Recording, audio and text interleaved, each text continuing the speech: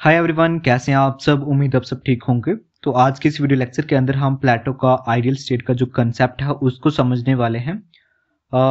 ये जो नोट्स हैं इनको मैंने बहुत ही अच्छे तरीके से प्रिपेयर किया है। अपना जो 100% मैं लगा सकता था, जितनी मैं कोशिश कर सकता था वो मैंने की है।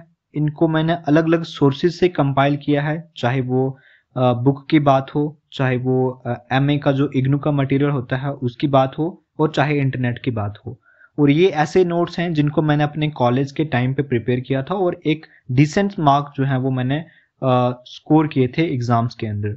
और उसी के साथ अगर मैं इस टॉपिक के इंट्रोडक्शन की बात करूं, उससे पहले मैं आपको ये बताना चाहता हूं कि इसके पहले का जो टॉपिक है कंसेप्ट ऑफ जस्टिस, जो कि प्लेटो के द्वारा ही दिया गया है, उसके रिलेटेड जो वीडियो लेक्चर था वो मैंने ऑलरेडी अपने चैनल के ऊपर अपलोड कर दिया है। उसके आपको नोट्स भी मिल जाएंगे और एक प्रॉपर एक्सप्लेनेशन भी मिल जाएगी। अगर आपने वो नहीं देखे तो आप जाके चेकआउट कर सकते हो, ठीक है। तो ये जो नोट्स हैं इनको मैंने बहुत ही मेहनत से प्रिपेयर किया है, तो इनको लाइटली मत लेना। अगर आप लास्ट तक वीडियो देख लोगे तो आपके पास एक आइडियल स्टेट की जो है वो प्रॉपर अंडरस्टैंडिंग हो जाएगी, वो डेवलप हो जाएगी। इसको हम सेग्रीगेट करने की कोशिश करें तो पहले हम इसकी इंट्रोडक्शन देखेंगे। इंट्रोडक्शन के बाद हम कुछ इंपॉर्टेंट वर्क्स की बात करेंगे जो कि प्लेटो के द्वारा किए गए हैं, और उसी के बाद हम जो है थोड़े से फीचर्स की बात करेंगे, जिसमें प्लेटो के आइडियल स्टेट के अंदर कौन कौन से ऐसे फीचर्स हैं जिनके ऊपर ज्यादा उन्होंने महत्व दिया है, ज्यादा जोर दिया है।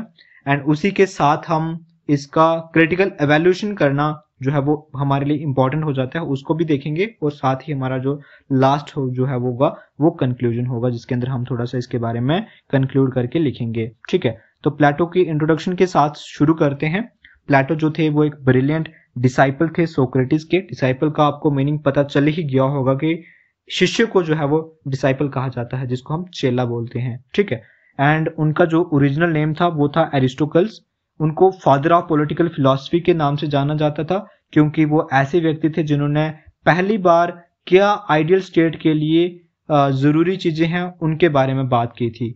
मतलब कि क्या ऐसी चीजें होंगी जो आइडियल स्टेट के अंदर हमें देखने को मिलेंगी, उसके लिए उन्होंने बात की थी। सबसे पहले वो ऐसे पहले थिंकर थे, कौन? प्लेटो, ठीक है। उसके साथ उन्होंने गुड पॉलिटिकल लाइफ की बात करें तो उसके लिए क्या चीजें जो है वो महत्वपूर्ण है उनकी बात की है। कौन सी ऐसी चीजें हैं जो कि एक अच्छी पॉलिटिकल लीडर के लिए इंपॉर्टेंट है, तो मैंने आपको बताया तो नहीं है, लेकिन आपको पता होगा कि प्लेटो जो है वो फिलोसफर की बात करते हैं जो कि नॉलेजेबल होगा, उसके अंदर रीजन होगा, उसके अंदर रैशनैलिटी होगी, वो लोगों के वेलफेयर के लिए बात करेगा। तो गुड पॉलिटिकल लाइफ की बात की है प्लेटो ने, तो वो ऐसे पहले थिंकर थे। एंड जो पॉलिटिकल क्लास जो है वो उनका एथिक्स क्या होगा, इसकी बात भी जो है वो प्लेटो ने की है। एथिक्स की मैं बात करूं तो मतलब कि क्या सही है क्या गलत है, ये फिलोसफर किंग के ऊपर होगा। वो इतना नॉलेजेबल है कि वो सभी के वेलफेयर की बात करेगा, वो एथिक्स के ऊपर ध्यान ज्यादा देगा, ठीक है। तो ये सारी बातें जो है वो प्लेटो ने की थी और पहला थिंकर था जिसने ये सारी बातें की थी। प्लेटो को यूटोपिया और उसी के साथ साथ आइडियलिस्ट बोला जाता है, क्योंकि प्लेटो जो है वो आइडियाज की बात करते हैं, दैट्स वाई उनको आइडियलिस्ट कहा जाता है, ठीक है। और वो आइडिया को जो है वो अल्टीमेट रियलिटी बोलते हैं। इसको मैंने आपको एक एग्जांपल के साथ समझाया था। जैसे एक पेन है तो वो एक मटेरियलिस्टिक रियलिटी है, ठीक है, जिसको हम देख पा रहे हैं, लेकिन जो पेन बनाने का आइडिया है वो रियल है प्लेटो के अकॉर्डिंग, ठीक है। तो तभी उनको आइडियलिस्ट कहा जाता है, ठीक है। जो भी चीज हमें दिख रही है वो सिर्फ एक मटेरियलिस्ट है, वो हमें सिर्फ अपीयरेंस में दिख रही है, लेकिन उसके पीछे का जो बनाने का जो आइडिया है वो जो है अल्टीमेट है, ठीक है। तो जस्टिस की वीडियो के अंदर मैंने आपको हॉर्स की एग्जांपल दी थी कि horseness is the idea, but horse जो है वो रियलिटी है, मटेरियलिस्टिक रियलिटी है। लेकिन जो उसके पीछे हॉर्सीनेस जो है वो मतलब कि जो घोड़ा दौड़ता है, मतलब जैसे भी घोड़े होंगे, चाहे वो काला होगा, गोरा होगा, कमजोर होगा, तगड़ा होगा, लेकिन वो सारे क्या करते हैं? दौड़ते हैं, मतलब हॉर्सीनेस। तो हॉर्सीनेस जो है वो अल्टीमेट रियलिटी है, ठीक है। अब आपसे इससे अंदाजा लगा ही लिए होंगे कि आइडियलिस्ट का मतलब क्या होता है और इनको आइडियलिस्ट क्यों कहा गया था। उसी के साथ इनको यूटोपिया कहा गया है। यूटोपिया का मतलब होता है कि एक ऐसा वर्ल्ड जहां पे सारी चीजें जो है वो परफेक्टली काम करती हैं, सारी चीजें जो है वो सही तरीके से वर्क कर रही होती हैं, लेकिन एक ऐसी सोसाइटी होती है जो कि कभी भी एग्जिस्ट नहीं करती है अर्थ के ऊपर, एटलीस्ट, ठीक है। तो जो उनके आइडियल स्टेट है उसको एज ए यूटोपिया कंसिडर किया जाता है, क्योंकि वो कभी भी हमें देखने को नहीं मिली। ठीक है, तो यूटोपिया का मतलब एक ऐसा वर्ल्ड जहां पे भगवान होंगे, भगवान का एक ऐसा वर्ल्ड होता है जैसे माना जाता है, हमें कहानियों में सुनाया जाता है कि भगवान जो है वो अपने दुनिया के अंदर, जहाँ हेवन की अगर हम बात करें, स्वर्ग की बात करें, तो वहां पे सारी चीजें जो है वो परफेक्ट होती हैं। तो प्लेटो भी जो है अपनी आइडियल स्टेट को परफेक्ट स्टेट बनाना चाहते थे। दैट्स वाई उनको जो है वो यूटोपिया कहा जाता है। बिगेस्ट कंट्रीब्यूशन की अगर हम बात करें, उन्होंने फिलोसोफर किंग की थ्योरी दी है, एंड उन्होंने कहा है कि फिलोसोफर किंग के पास ये कैपेसिटी है, वही रूल कर सकता है। ठीक है, एंड फिलोसोफर जो है वही रूलर होगा, हमारी जो आइडियल स्टेट है।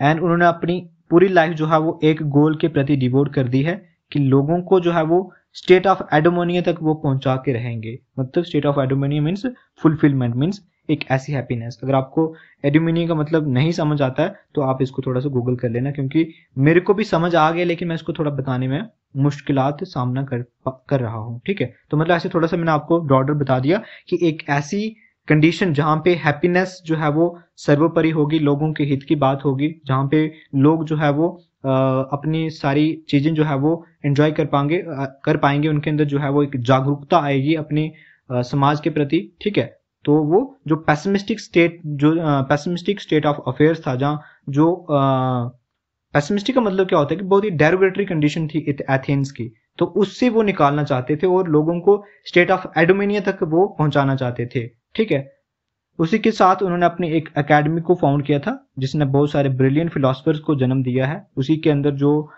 एक फिलोसफर आते हैं जो कि एरिस्टोटल हैं। एरिस्टोटल जो थे वो प्लेटो के डिसाइपल हैं, और प्लेटो जो है वो सोक्रेटिस के डिसाइपल हैं। ठीक है, इनको आइडियलिस्ट स्कूल का फादर माना जाता है, क्योंकि प्लेटो ने अपनी बुक द रिपब्लिक, इसके अंदर अपने जो आइडियल स्टेट का आइडिया है उसको पोर्ट्रे किया है, बताया है।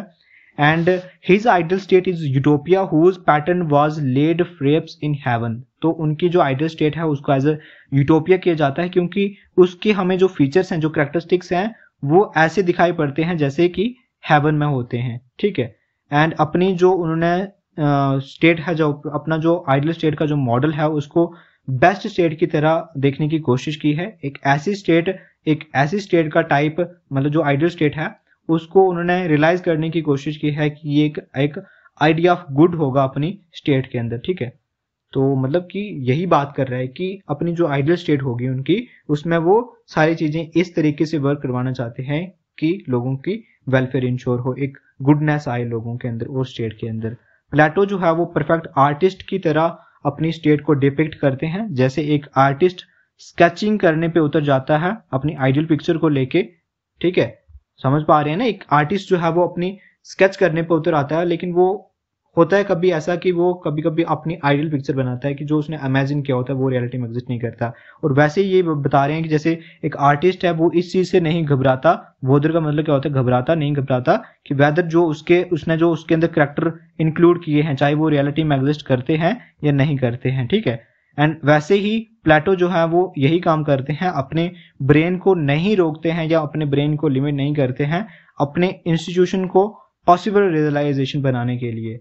इसका मतलब यही है कि उसके अंदर जो उन्होंने इंक्लूड किया है उसको वो ये नहीं सोचते हैं कि क्या इसको लोग रियलाइज कर पाएंगे या नहीं कर पाएंगे, क्योंकि उन्होंने जिस तरीके की बातें की है वो एक आम व्यक्ति के लिए समझना बहुत ही मुश्किल हो जाती है। ठीक है, and but we must not conclude that Plato made a complete break away from the existing Greek institution. But हम ये नहीं कह सकते कि जो उन्होंने अपनी आइडियल स्टेट बनाई है उसमें उन्होंने ग्रीक की जो सिचुएशंस थी उसको उन्होंने बिल्कुल ही नेगलेक्ट करके एक अपनी आइडियल स्टेट बनाई है। नहीं, ऐसा नहीं किया उन्होंने ऐसा किया है कि जो ग्रीक के अंदर, जो एथेन के अंदर सिचुएशंस थी, जो इंस्टीट्यूशंस थे, उसी के रिलेटेड अगर मैं कंटेंट की बात करूं, ऐसे थोड़ा सा हाइपोथेटिकल एग्जांपल लेते हैं, तो जो उनके आइडियल स्टेट थी उसमें अगर मैं जो आइडियलिज्म जो है जो एग्जिस्ट नहीं करता है रियलिटी में, वो इतना कंटेंट होगा कि हम 25% कह सकते हैं, और जो 75% जो है वो वहां पे एग्जिस्ट करता था। ठीक है, तो हम इससे उनको एक्सक्लूड नहीं कर सकते कि प्लेटो ने जो है वो उनकी जो एथेन की सिचुएशन थी उसको बिल्कुल ही कंसीडर नहीं किया है। प्लेटो ने जो है वो 36 किताबें लिखी हैं, जिनको हम उनके इंपॉर्टेंट वर्क्स की बात करें तो उनके 6 इंपॉर्टेंट वर्क्स हैं, और भी हैं लेकिन आप इतना याद कर लोगे तो इनफ होगा आपके लिए। उसके अंदर पहला आता है the Republic, second the symposium, the law, the memo, the statesman, the apiology. तो ये 6 बुक्स हैं, इनको आपको मेंशन करना होगा एग्जाम के अंदर जब भी आप एग्जाम लिखोगे, ठीक है। एंड अब हम फीचर्स की बात करते हैं, जो कि हमारा सेकंड डायमेंशन होगा इस क्वेश्चन का, इस टॉपिक का। पहले फीचर की बात करें तो आइडियल स्टेट जो होगी वो रूल की जाएगी एक फिलोसफर किंग के द्वारा। ये first and most important characteristic feature है उनके आइडियल स्टेट का। And there is a government of philosopher ruler. जो आइडियल स्टेट होगी उनकी वहां पे जो गवर्नमेंट होगी वो किसके द्वारा रन की जाएगी, जहाँ कौन उस गवर्नमेंट का हेड होगा, वो फिलोसफर होगा, वही रूल करेगा।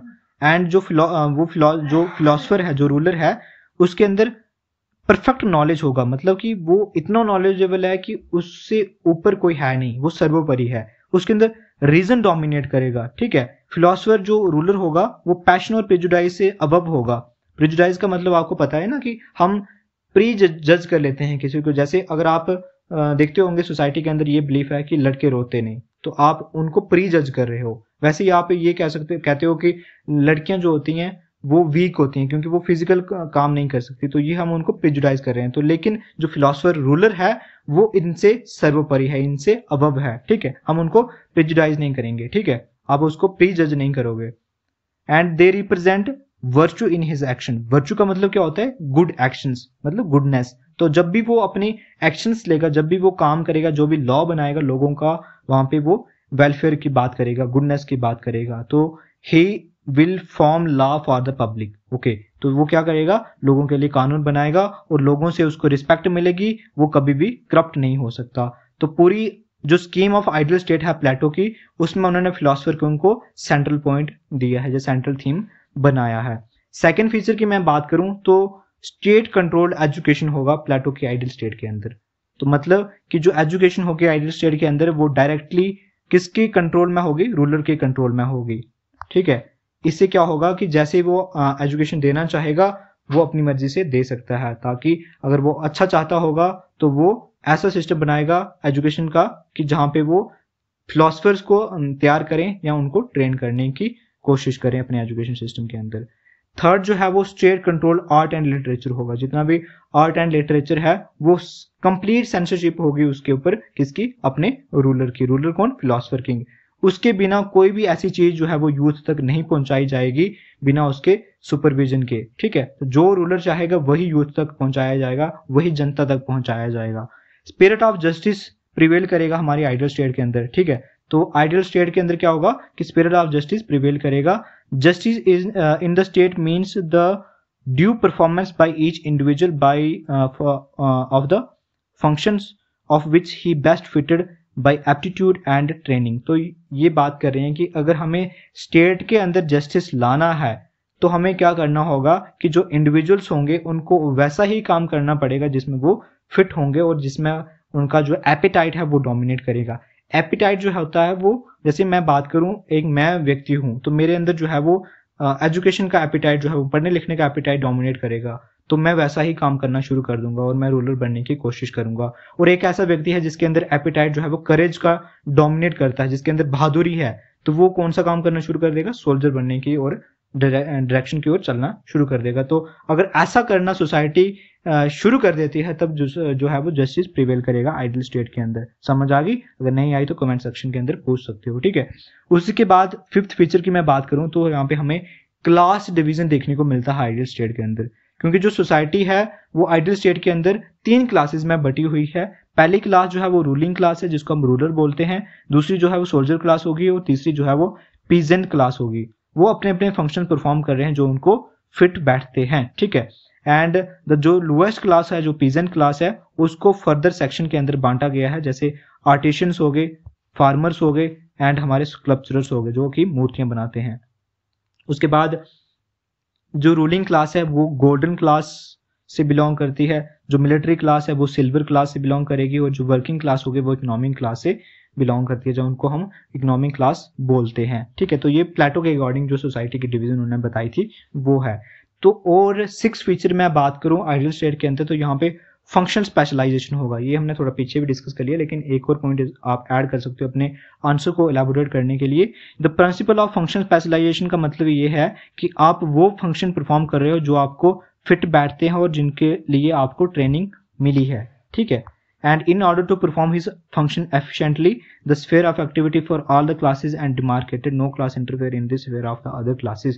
तो जो अगर जस्टिस को प्रिवेल करना, जो फंक्शन स्पेशलाइजेशन को आप परफॉर्म कर रहे हो, तो उनको लिए हर एक चीज जो है वो डिमार्केट करके रखी हुई है कि कौन सी क्लास कौन सा फंक्शन परफॉर्म करेगी, और वो कोई भी क्लास नहीं होगी जो दूसरे की क्लास के अंदर या जो दूसरे के काम के अंदर जो है वो इंटरफेयर करेगी। अगर काम के अंदर इंटरफेयर करती तो जस्टिस नहीं एस्टेब्लिश हो सकता। उसके बाद जो 7th फीचर है, कॉमनिज्म ऑफ प्रॉपर्टी होगा रूलर और सोल्जर्स के लिए। इंपॉर्टेंट पॉइंट है, ध्यान से सुनना। ये कॉमनिज्म ऑफ प्रॉपर्टी होगा रूलर और सोल्जर के लिए, मतलब कि जो रूलर हैं, जो सोल्जर्स हैं, वो एक सिस्टम ऑफ कॉमनिज्म ऑफ प्रॉपर्टी के अंदर जिएंगे। मतलब कि उनके पास कोई भी अपनी प्राइवेट प्रॉपर्टी नहीं होगी, वो प्राइवेट प्रॉपर्टी को होल्ड करके नहीं रखेंगे, वो कॉमन कंज्यूम करेंगे, कॉमन, ठीक है। मतलब कि रूलर जो है वो सोल्जर की प्रॉपर्टी को यूज कर सकता है और सोल्जर जो है वो रूलर की प्रॉपर्टी को यूज कर सकता है। मतलब कि उनको जो है वो अपनी बना के नहीं रखना है। जैसे मैं बात करता हूं कि हम जो लोग हैं वो क्या करते हैं, अपना घर बनाते हैं, अपनी जगह जमीन खरीदते हैं, अपनी गाड़ी लेते हैं, लेकिन उनके साथ ऐसा नहीं होगा। जो प्लेटो के अकॉर्डिंग बताते हैं कि जो सोल्जर होंगे, जो रूलर होंगे, वो अपने प्रोडक्ट्स को, अपनी जगह जमीन को, अपने घर को जो है वो कॉमनली यूज करेंगे, ठीक है। तो इसका मतलब ये है कि कॉमनिज्म ऑफ प्रॉपर्टी होगा कि जो प्रॉपर्टी होगी वो कॉमन यूज की जाएगी सोल्जर और रूलर्स के द्वारा। यहाँ पे इक्वल स्टेटस ऑफ वुमेन की बात की जाती है, ठीक है। तो ये एक बहुत बड़ी बात है कि उस समय प्लेटो जो है वो इक्वल स्टेटस की बात कर रहा है वुमेन की।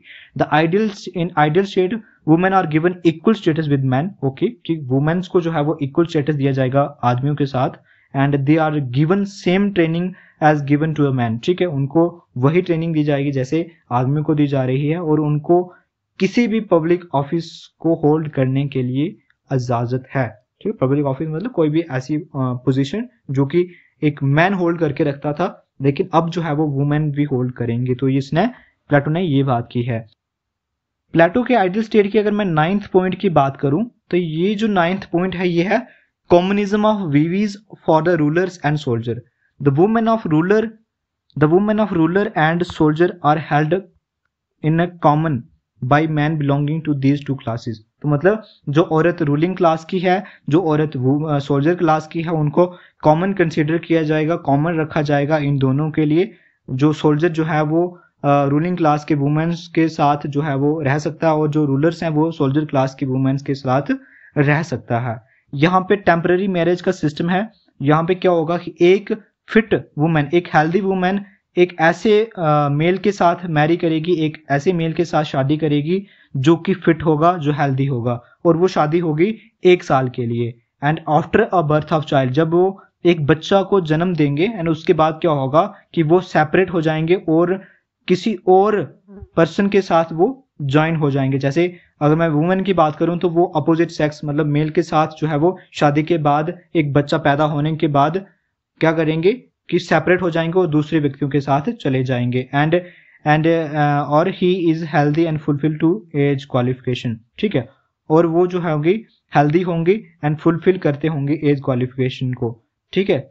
एज क्वालिफिकेशन का मतलब यही होगा कि वहां पे जो बच्चा पैदा करने की एज है, प्लेटो के अकॉर्डिंग वुमेन के लिए उन्होंने 20 से 40 साल की उम्र बताई है, और जो मैन है, जो मेल है, उनकी एज जो है वो 25 साल से 55 साल के बीच में एक बेस्ट एज बताई है, ठीक है। तो communism of wives for the ruler and soldier की क्रक्स में आपको बता दूं कि जो रूलर क्लास का वुमेन होगी और जो सोल्जर क्लास की वुमेन होगी उनको कॉमन कंसीडर किया जाएगा।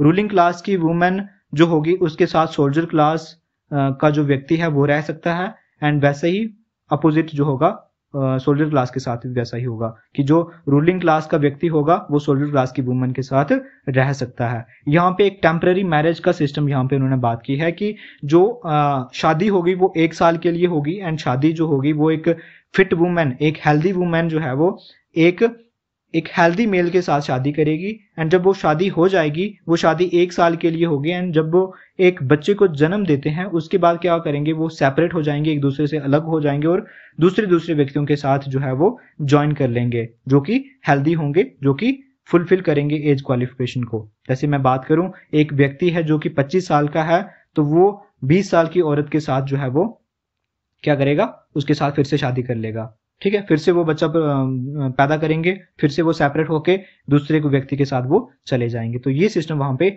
चल रहा है। एंड उसके बाद उन्होंने एज की बात की है, तो जो मैंने आपको समझा दिया। उसके बाद जो चिल्ड्रन का स्टेटस होगा, ठीक है, वो कैसा होगा। तो जब भी लास्टली क्या होगा कि जो चिल्ड्रन पैदा हुआ है टेम्पररी यूनियन से, जो उन्होंने 1 साल के लिए शादी की थी, उससे जो एक बच्चा पैदा हुआ है, एक बेस्ट वुमेन का और बेस्ट मैन का, उसको रेयर अप किया जाएगा स्टेट के द्वारा। मतलब स्टेट जो है वो उसको पाल पोषेगी, क्योंकि अब वो जो है वो पेरेंट उसको छोड़ के चले गए हैं, और वो बच्चा जो है वो स्टेट के पास चला जाएगा, और स्टेट जो है वो उसको जो है वो बड़ा करेगी एंड उसको एजुकेशन देगी according to the aptitude which they show. मतलब अगर वो एप्टीट्यूड करेज को शो कर रहा है तो उसको सोल्जर के लिए ट्रेन किया जाएगा। अगर वो एप्टीट्यूड जो है वो रीजन का, जहाँ गोल्डन क्लास का, जहाँ जो रूलिंग क्लास के लिए जरूरत होती है, नॉलेज का एप्टीट्यूड जो है वो शो कर रहा है, तो उसको रूलर बनाने की कोशिश की जाएगी। ठीक है, एंड उसको जो है वो अल्टीमेटली जो है वो स्टेट को सर्व करना होगा। क्रिटिकल इवैल्यूएशन जो है वो एक मस्ट हो जाता है किसी भी थिंकर के क्वेश्चन के अंदर।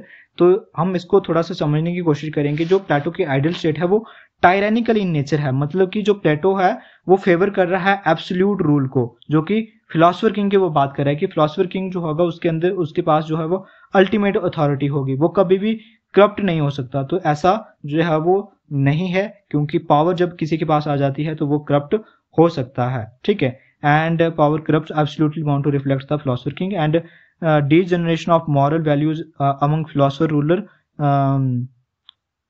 will यहाँ पे ये will surely make the tyrant। तो मतलब अगर एक व्यक्ति जो है वो एक फिलोसोफर किंग जो है वो उसके अंदर मॉरल वैल्यू जो है वो डिसइंटीग्रेट हो जाती हैं, डिग्रेड हो जाती हैं, जहाँ उनको जो है वो भूल जाता है, देन एक टायरानिकल सोसाइटी जो है वो बन जाएगी, जहाँ पे एब्सोल्यूट रूल होगा किसका, फिलोसोफर का। तो ये चीज है जो गलत है। ठीक है, सेकंड क्रिटिसिज्म की अगर मैं बात करूं तो इट इग्नोर्स लॉ। जो प्लेटो की आइडियल स्टेट है वो लॉ को इग्नोर करती है, क्योंकि जो प्लेटो की आइडियल स्टेट है वो एक बेसिक प्रीमाइस के ऊपर बेस है। किसके ऊपर, नॉलेज के ऊपर बेस है। उनकी जो आइडियल स्टेट है वो सॉवरेनिटी ऑफ नॉलेज को एस्टेब्लिश करते हैं कि जो नॉलेज है वही सर्वोपरि है। बट ये प्रॉब्लम आती है क्योंकि जो आइडियल स्टेट है वो जो सिस्टम है, जो एक कंट्री को, जो एक स्टेट को रन के लिए इंपॉर्टेंट है, उसको वो कंप्लीटली नेगेट करते हैं, उसको भूल जाते हैं। सिस्टम की अगर मैं बात करूं तो मतलब कि जो लीगल सिस्टम होता है, जो एडमिनिस्ट्रेटिव सिस्टम होता है, जो जुडिशियल सिस्टम होता है, जो कि स्ट्रांगली रिक्वायर्ड होते हैं किसी एक स्टेट को चलाने के लिए, लेकिन प्लेटो क्या करते हैं कि उनको वो नेगेट कर देते हैं, उनको जो है वो अनडिफाइंड जो है वो छोड़ देते हैं, कि उनके बारे में वो बात ही नहीं करते हैं। एंड थर्ड, उनकी क्रिटिसिज्म की बात करूं तो मतलब वो यूटोपियन है, क्योंकि जो प्लेटो की आइडियल स्टेट है वो सिर्फ आइडियाज में एग्जिस्ट करती है, आइडियाज के ऊपर बेस होती है। वो एक ड्रीम सिटी की तरह है जो कि एग्जिस्ट कभी करती ही नहीं है अर्थ के ऊपर एटलीस्ट। ठीक है, स्वर्ग में तो करती होगी लेकिन उसको देखा किसने, लेकिन अर्थ के ऊपर एटलीस्ट ऐसी सिटी जो है वो एग्जिस्ट नहीं करती है। और फोर्थ क्रिटिसिज्म की अगर हम बात करें, जो उनकी कम्युनिज्म वाला जो है वो सिस्टम, जिसमें उन्होंने कम्युनिज्म ऑफ प्रॉपर्टी की चाहे बात की हो, चाहे वो कम्युनिज्म ऑफ वेदीज की बात की हो, जिसमें मैंने आपको वाइफ का कंसेप्ट देके बताया था, वो प्रैक्टिकल नहीं है। क्योंकि जो communism of property and family है वो only in is not only unwanted but also impracticable. तो ये अनवांटेड के साथ साथ इनप्रैक्टिकेबल भी है, क्योंकि ऐसा कभी हो ही नहीं सकता यार। कोई कैसे अपनी जो है वो औरतों को किसी के साथ जाने देता है, तो ऐसा इम्प्रैक्टिकेबल है। And it against the basic human psychology and therefore almost impossible to implement. तो जो बेसिक साइकोलॉजी होती है ह्यूमन की, उसके ये अगेंस्ट है और इसको इम्पॉसिबल है अगर इनको इम्प्लीमेंट करना। जो ये क्या करता है कि इस ह्यूमन की जो ग्रोथ है उसको रिस्ट्रिक्ट करता है, क्योंकि वो कहते हैं कि जो वर्किंग क्लास के लोग हैं वो वर्किंग क्लास में ही रहेंगे। थोड़ा सा को समझने की कोशिश करते हैं, जहां पे जो कंटेंट लिखा है, Plato favours strict division of work in his ideal state and believe that this alone will मतलब बिलीव दैट कि this alone will establish justice. तो ये कहते हैं कि जो आइडियल स्टेट के अंदर स्ट्रिक्ट डिवीजन है ना काम को लेके, अगर ये होती है तो इसी के बेसिस के ऊपर जो है वो जस्टिस जो है वो एस्टेब्लिश होगा।